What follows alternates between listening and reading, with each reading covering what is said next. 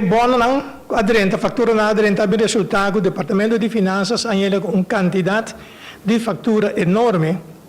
Qual é o motivo principal, com o qual, primeiramente, está para indicar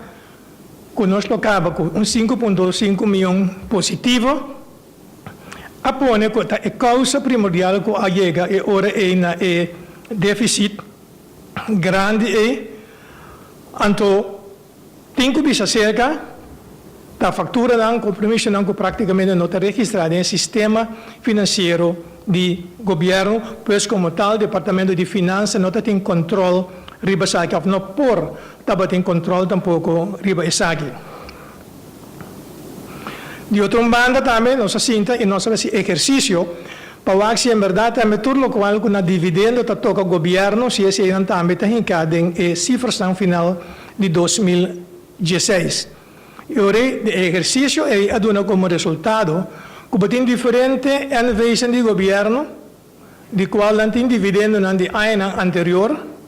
hasta que vai ter 2013, mas também vini que não a entregar essa aqui no governo. Não se chega a total de 56 milhões, que o governo tem direito de fazer, como se ganha fora dividendo, mas para registrar, dentro de 2016, está falta uma decisão do Ministerado. Se não se faz, não se vai Ministerado,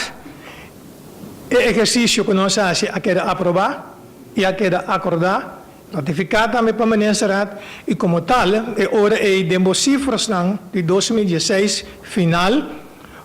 por agregar, por incluir os 56 milhões aqui, quando como resultado, que a AVE nos por informar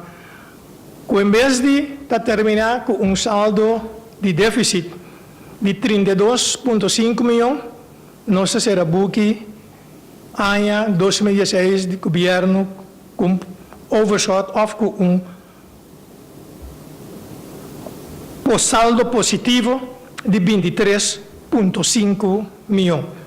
Pero o saldo positivo aqui no mesmo momento também nós reservamos